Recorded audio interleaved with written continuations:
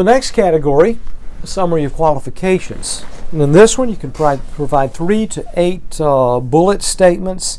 You want to list your most impressive qualifications first, regarding experience, skills, education, awards that you might have won. Think, of course, in terms of those things that would be impressive for this particular position, not necessarily impressive or memorable for you personally.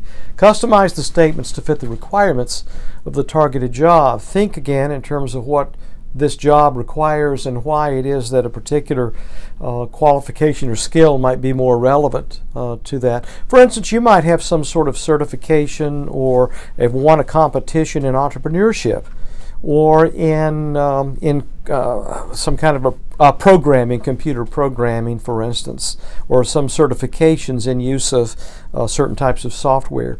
You know, those things might be much more useful or impressive in some jobs than others, so think about those things.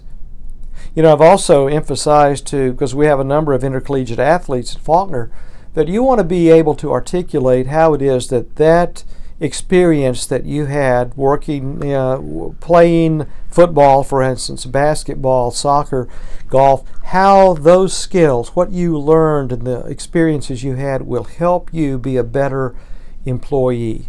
And of course, you could talk about the sacrifice, for the good of the team, the teamwork required, the communication skills, dealing with a lot of different and very difficult people under stressful circumstances.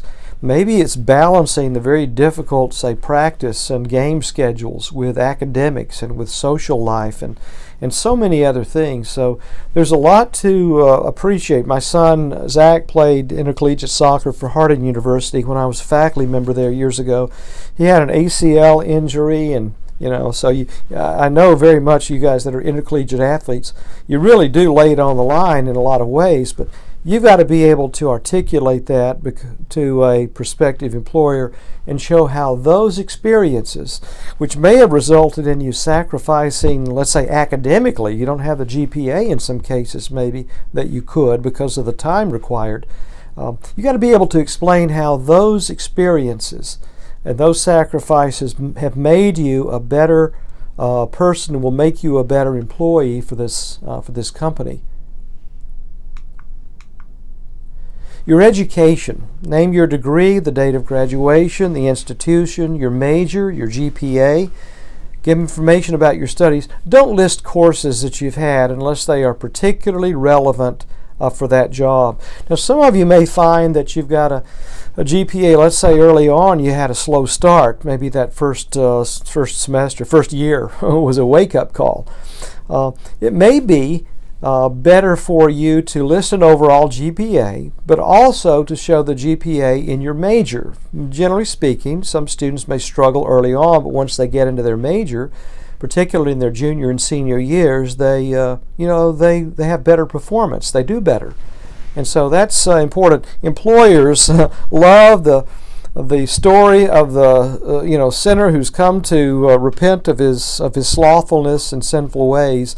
By that I mean somebody who maybe struggled in music appreciation class or Western civilization, but when they got into business, man, they just the world, the light turned on. They just love business, and it shows in the GPA in those courses.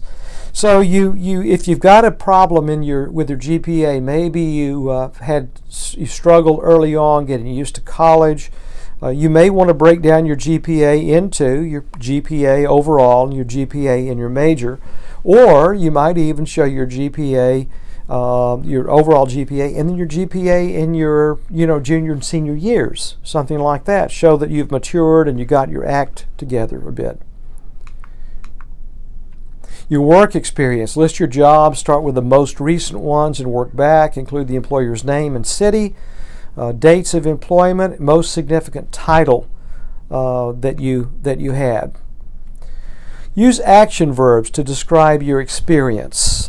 Summarize and try to quantify your achievements. If you can say anything about how sales increased by 20%, or the company, while you were working as a phone salesperson, You know, you were able to beat the company average of 20 yeses, 20 calls, what if it 20 sales in a given period.